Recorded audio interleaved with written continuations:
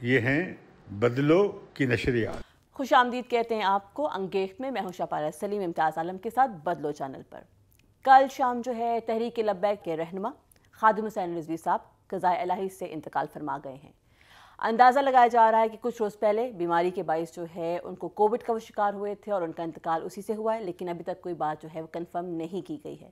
جبکہ in other news ہمارا آج کا جو دوسرا ٹاپک ہے اس میں کہا جا رہا ہے کہ جماعت الدعوہ کے امیر جو ہیں حافظ سعید اور ان کے ساتھی جو ان کو 6 ماہ سے 10 سال کی سزا جو ہے سنائی گئی ہے، اور اس حوالے سے بھی آج بات ہوگی، لیکن آئی گیس کہ سب سے پہلے جو ہے وہ ہم بات کریں گے تحریک لبیک کے حوالے سے جو ان کے امیر کا انتقال ہونا ہے، اس پر آپ کیا کہیں گے سر؟ دیکھیے رضوی صاحب بہت جلدی بہت تیزی کے ساتھ مذہبی سیاست کے حوالے سے اور خاص طور پہ ایک فرقے کی سیاست کے حوالے سے انہوں نے بہت بڑے سیکشنز کو متاثر کیا آبادی کے، اور خاص طور پہ جب یہ پہلے یہ ایک امامت کرتے تھے ایک مسجد میں، خطیب تھے وہاں پہ، اوقاف کے ملازم تھے، تو جب یہ ممتاز قادری نے قتل کیا، سلمان تاثیر جو سابق گورنر پنجاب تھے انہیں مارا، تو یہ ان کے دفاع میں اور حمایت میں یہ باہر نکلے، جس کے باعث پھر انہیں علیحدہ ہونا پڑا وہاں سے، اور پھر انہوں نے یہ تحریک لبیک یا رسول اللہ کے نام سے یہ تحریک شروع کی۔ اور یہ جب آپ کو یاد ہوگا کہ جب قادری کے خلاف یہ کیس بنا، وہ گرفتار ہوا، تو بڑے مظاہرے کی ہوئے، ممتاز قادری کو ہیرو کے طور پر پیش کیا گیا اور ایک جانثار یا رسول اللہ کے طور پر اسے سامنے لایا گیا، اور اس میں یہ پیش تھے۔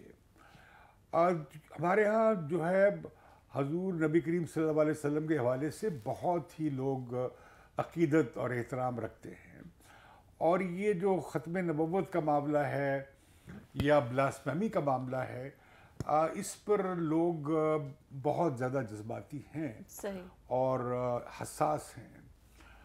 آپ دیکھیں کہ یہ ختم نبوت کے حوالے سے تو آپ دیکھیں گی کہ ایک بڑے عرصے سے یہ ایک پاکستان بننے سے پہلے سے یہ سلسلہ چلا، جو پاکستان بننے کے بعد بڑھ گیا، اور خاص طور پر احمدی فرقے کے بانی کی طرف سے دعویٰ ہوا، اس کے رد عمل میں کافی بڑا یہ ایشو بنا۔ اس میں بڑے بڑے جید علماء شامل ہوئے، عطا اللہ شاہ بخاری ہوئے، احرار تھے وہ شامل ہو گئے، پھر یہ ایک پوری تحریک چلی، اور یہاں تک کہ 1953 میں مارشل لا لگانا پڑا، اینٹی قادیانی فسادات کے باعث جنرل اعظم کا مارشل لگا، جس کی قیادت مولانا عبدالستار نیازی کر رہے تھے، اور وہ بڑا اس سے سختی سے کچلا گیا تھا۔ لیکن آپ کو شاید یہ لوگوں کو معلوم نہیں ہے کہ اس وقت پنجاب میں ایک بڑی ٹسل چل رہی تھی ممتاز دولتانہ اور ممدوٹ کے درمیان۔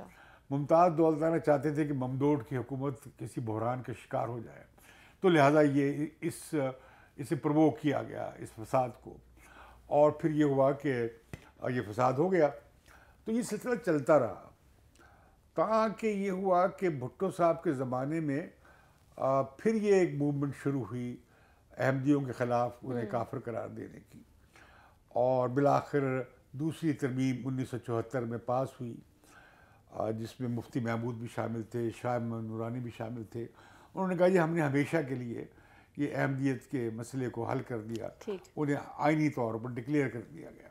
یہ پہلا واقعہ ہوگا اس طرح کا آئینی تاریخ میں کہ کسی مذہبی گروپ کو مذہب سے یا اسلام سے خارج کرنے کا فیصلہ کسی پارلیمنٹ نے کیا، تو اس کے بعد خیال تھا کہ معاملہ یہ اب یہ ختم ہو جائے گا، لیکن یہ پھر بھی چلتا رہا، تو اسی پہ سیاست بھی ہوتی رہی۔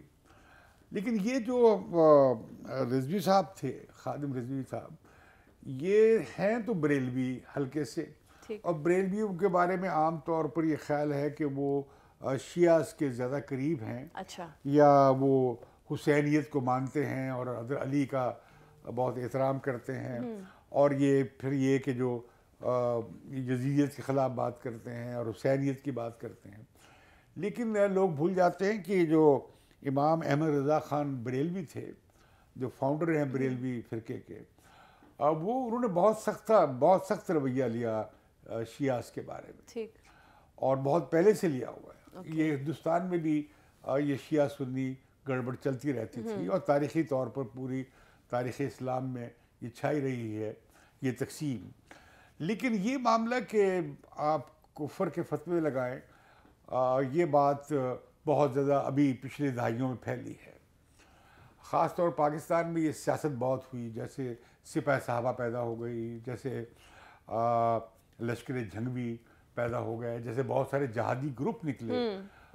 اس اینٹی شیعہ جو فاشسٹ گروپ تھے، انہوں نے اپنی سیاست کو اس پہ بلڈ کیا.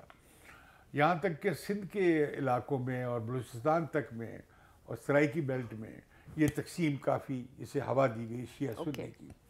تو ایک سماجی ایک فرقہ وارانہ نفرت جیسے ہم ہندوستان میں دیکھتے ہیں ہندوتوا نے کریٹ کی، اسی طرح مذہبی جماعتوں نے بھی ایک فرقہ واریت کی بنیاد پر ایک اپنی کانسٹیٹوئنسی، اپنا حلقہ انتخاب بنانے کی کوشش کی.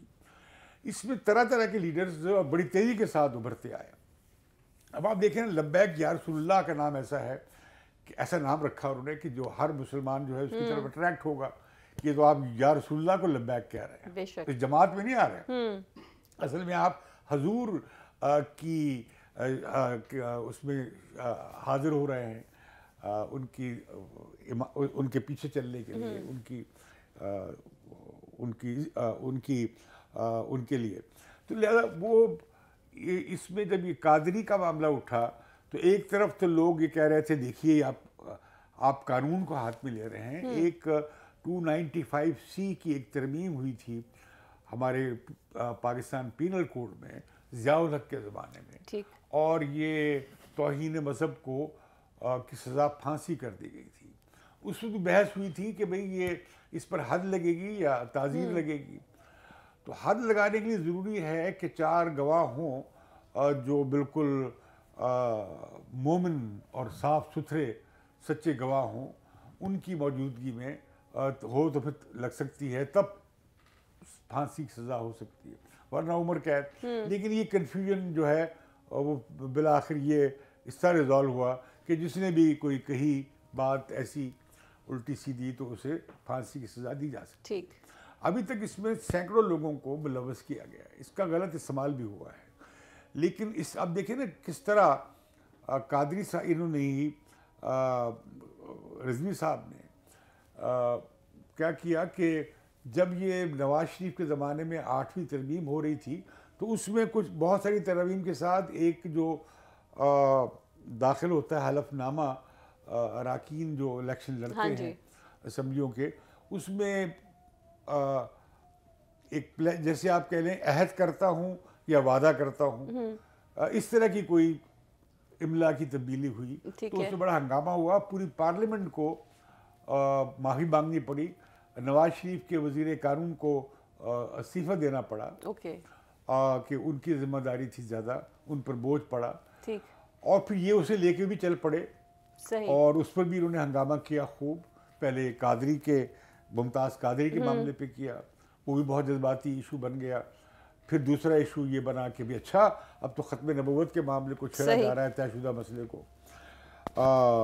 پھر اس کے بعد یہ گئے جب دھرنا دینے کے لیے جب بیٹھے وہاں پہ فیض آباد میں 20 دن کا انہوں نے 2017 میں انہوں نے دھرنا دیا. تو اس وقت ریاست نے ہتھیار ڈال دی اور ان کا کوئی کچھ انہیں نہ روک سکا، اور 6 نکاتی کوئی ایک اعلان نامے میں دستخط ہوئے، اور یہ بڑی کامیابی کے ساتھ فاتحانہ انداز میں واپس آئے. ان کا امیج اور بلڈ ہو گیا. پھر یہ تھا کہ آپ نے دیکھا کہ اس کے بعد پھر یہ جب آسیہ بی بی کو کا فیصلہ ہوا سپریم کورٹ میں اور انہیں بلاسفیمی کے الزام سے بری کر دیا گیا سپریم کورٹ نے، تو انہوں نے پورے ملک میں ہنگامے کیے. اس پر انہیں پکڑ لیا گیا، ان پر اینٹی ٹیررزم اور ٹریزن کے کیسز بنے، 6 مہینے جیل میں بھی رہے. اور پھر یہ 5 لاکھ کا بانڈ بھر کے یہ رہا ہوئے. اور کچھ علماء نے کہا گیا کہ وہ سیاست سے دستبردار ہو گئے، یا عملی مذہبی سیاست سے بھی وہ دستبردار ہو گئے. لیکن اب اس کے بعد یہ جب یہ نکلے ہیں اب پھر میدان میں آئے ابھی حالیہ جو چند دن پہلے انہوں نے یہ جو فرانس میں وہ جو خاکے تھے جو وہ تو 2015 کے ہیں جس میں پورے مسلم دنیا میں ایک بڑا رد عمل ہمیں دیکھنے کو ملا تھا. اس حوالے سے دوبارہ کچھ ہوا فرانس میں, کسی ٹیچر نے کیا ان کا ذکر, تو پھر اس پر مسلم دنیا میں ریاکشن ہوا. تو یہ ہمارے رضوی صاحب اور ان کی جماعت اور مذہبی جماعتیں بھی انہوں نے اس مسئلے کو خوب اٹھایا اور مطالبہ کیا کہ یہ فرانس کے سفیر کو جانے دیا جائے, نکالا جائے. ہم اس سے پہلے بات کر چکے ہیں, بالکل بات کر چکے ہیں, ان سے تجارتی تعلقات ختم کر لیے جائیں, فرانس کی اشیاء نہ لی جائیں, ان کی مال کا بائیکاٹ کیا جائے. اب اس پر ہم نے پھر دیکھا کہ ریاست نے پھر سرنڈر کیا اور ان کے مطالبات کو قبول کیا گیا, گو کہ وہ پارلیمنٹ میں جائے گا معاملہ, لیکن یہ جانے بغیر کہ اس کا پاکستان کو کتنا نقصان ہو سکتا ہے. ہم تجارتی طور پر کٹ آف ہو سکتے ہیں, خود اپنے آپ کو نقصان پہنچانے ایکسپورٹس کے دروازے ہم بند کر سکتے ہیں. تو میں سمجھتا ہوں کہ یہ بہت تیزی کے ساتھ 4-5 سال میں کوئی 20-22 لاکھ ووٹ لیے انہوں نے پچھلے. اچھا مجھے بتائیے کہ آپ کے خیال میں ان کی اتنے کم مدت میں اتنی زیادہ پاپولیرٹی کی وجہ آپ کو کیا دکھائی دیتی ہے؟ دیکھیں, یہ بنیادی طور پر کسی نے اچھا تبصرہ کیا ہے کہ یہ غریب غربا اور چھوٹے ریڑھی بانوں اور تانگے بانوں اور غریب غربا جو لوگ ہیں ان کے یہ عمران خان تھے. اچھا, اس نے بڑا دلچسپ تبصرہ کیا. یہ جب نسلیاتی اور فرقہ وارانہ اور طبقاتی تقسیم کی ماحول بن جاتا ہے, لوگ بہت فرسٹریٹ ہو جاتے ہیں, امید ختم ہو جاتی ہے, تو ایسے زوردار پاپولسٹ لوگ سامنے آتے ہیں, سیاستدان بھی, قوم پرست بھی, فاشسٹ بھی, مذہبی علماء بھی اور انتہا پسند لوگ بھی, وہ سامنے آتے ہیں اور وہ آبادی کے کسی بڑے ایک حصے کو اپنے ساتھ موبلائز کر لیتے ہیں, جوڑ لیتے ہیں. تو ان کے ساتھ بھی بہت ہم نے دیکھا کہ جو سنی تحریک پیدا ہوئی تھی ان کی پوری قیادت کراچی میں ماری گئی تھی. وہ ایک بم چلا اور پوری اسٹیج پہ بیٹھی تھی قیادت, تو سنی تحریک بھی پیدا ہوئی تھی. تو یہ سنی تحریک, اب قادری صاحب بھی سنی ہیں لیکن ان کا جماعت علیحدہ سے ہے. اچھا, مجھے آپ نے بات جو کی مجھے سے سوال ذہن میں یہ آیا کہ تحریک لبیک رسول اللہ جو ہے اب اس کا مستقبل آپ کیا دیکھتے ہیں جبکہ خادم حسین رضوی صاحب انتقال کرتے ہیں؟ ان کے اور لیڈرز بھی ہیں, ان کے کئی گروپ بنے ہوئے ہیں. ابھی وہ ان کے رہنما ہیں, وہ ابھی رہا ہوئے ہیں, آج ہی کل جیل سے رہا ہوئے ہیں. تو کوئی نیا لیڈر آ جائے گا. جب تک معاشرے میں یہ تفریق اور تقسیم ہے, خاص طور پر فرقہ وارانہ, اور اس کے حوالے سے بہت ہی لمبی تاریخ ہے لٹریچر کی اور بیانیے کی, اور وہ لوگوں میں موجود ہے, اور لوگ اس میں آ جاتے ہیں, متاثر ہو جاتے ہیں. پھر ان کے حوالے سے بہت ساری کہانیاں ہوتی ہیں, فسانے بنتے ہیں, کوئی حقیقت ہوتا ہے, کچھ نہیں بھی ہوتا, کہ کس طرح کرشماتی شخصیت ہے. ابھی ان کے حوالے سے ہوا کہ جنہیں وہ دوبارہ زندہ ہو گئے تھے, مطلب حرکت آئی تھی, تو انہیں پھر دوسرے اسپتال لے جایا گیا, لیکن وہ تو ان کی ڈیتھ ہو چکی تھی. میں کیوں کہہ رہا ہوں کہ 5-7 دن سے بخار تھا, اور پھر اب ان کے سینے میں بڑی تکلیف تھی جو کہ علامات کووڈ کی نظر آتی ہے, لیکن ابھی تک کنفرم نہیں ہے. اچھا, ویسے یہ چیز جو کووڈ کے حوالے سے ہے, مطلب سوال یہ اٹھتا ہے کہ جتنے بھی جلسے جلوس ہو رہے ہیں اور لوگ انٹریکٹ کر رہے ہیں, وہاں پر ایس او پیز کا خیال اس طرح سے نہیں رکھا جا رہا. تو لیکن میں سمجھتا ہوں کہ اب دوبارہ لہر آ گئی ہے. ہندوستان میں 95 لاکھ لوگ, کل گزشتہ روز 45,000 لوگ اس کا کرونا کے شکار ہوئے. ہمارے ہاں بھی تعداد اب ہزاروں میں 2,000 سے 3,000 تک چلی گئی ہے, اور اموات بھی بڑھ رہی ہیں, اور ہم دیکھتے ہیں کہ کوئی 1,30,00,000 لوگ مارے گئے ہیں, لقمہ اجل بن گئے ہیں اس کے ہاتھوں. اب یہ دوسری لہر آئی ہے, بہت خوفناک ہے, لوگوں کو بہت سنجیدگی سے لینا چاہیے. بڑے جلسے جلوس میں سمجھتا ہوں, میں بھی سمجھتا ہوں نہیں ہونے چاہیے. اور خود شاید یہ ہمارے رضوی صاحب جو تھے, یہ بھی شاید انہیں کووڈ ہی کا شکار ہوئے, کیونکہ بڑا مجمع تھا, اس میں جانے کتنے لوگوں کو کووڈ تھا, کرونا تھا جو انہیں لگ گیا.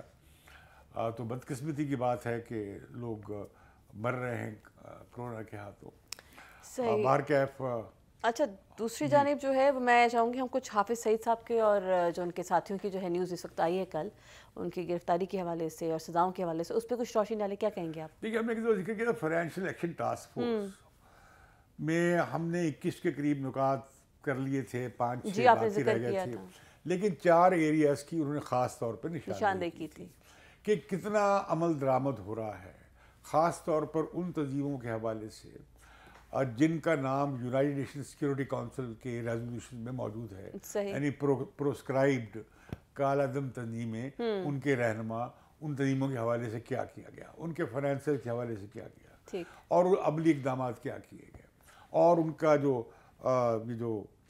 فائنینس کیپٹل, یہ جو ٹیرر فائنینسنگ ہے, یعنی دہشت گردی کے لیے جو چندہ اکٹھا کیا جاتا ہے, یہ پیسے اکٹھے کیے جاتے ہیں, اس کی روک تھام عملی حساب سے کہاں ہو رہی ہے.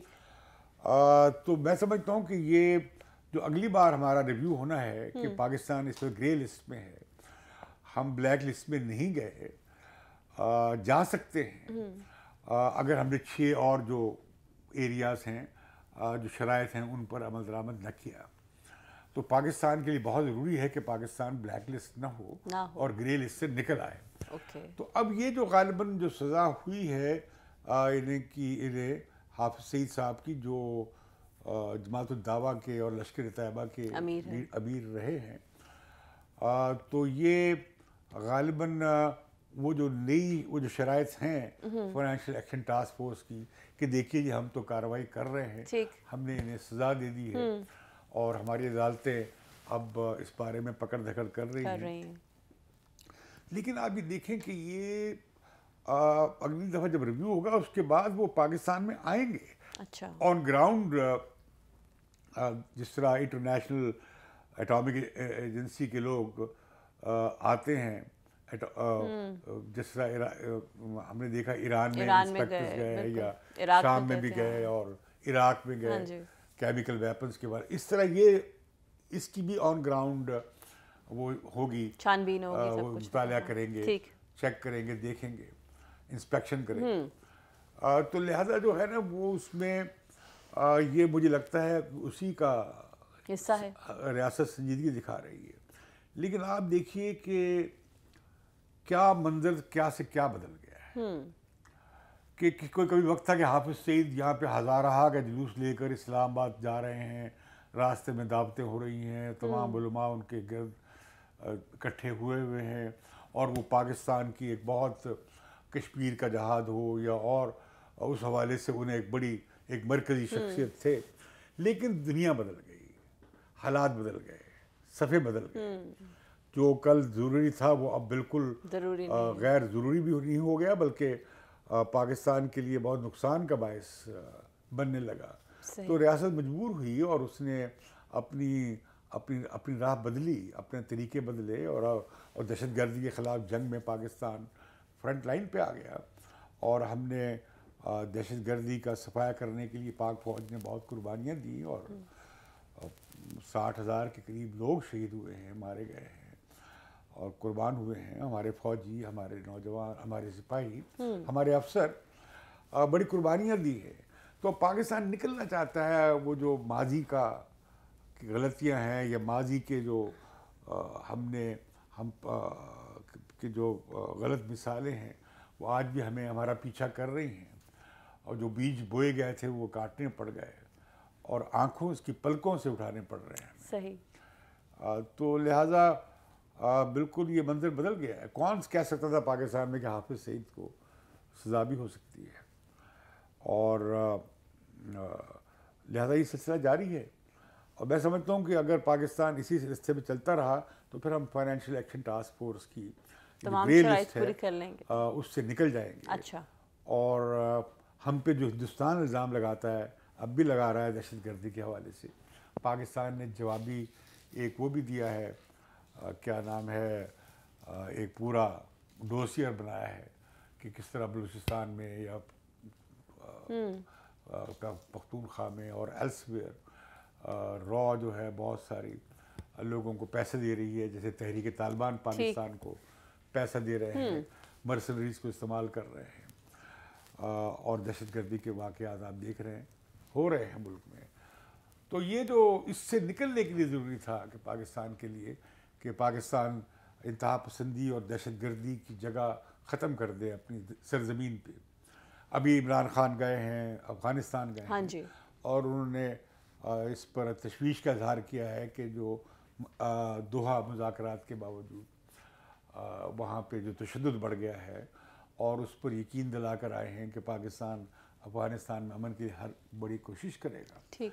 اب اس کو آپ اس پس منظر میں بھی دیکھ لیں کہ ٹرمپ نے کی نئے جو وزیر دفاع ہیں سیکرٹری آف ڈیفنس انہوں نے اعلان کیا ہے کہ 10 جنوری تک وہ 2500-3000 کے قریب فوجی عراق سے اور افغانستان سے نکال لیں گے دونوں جگہ سے.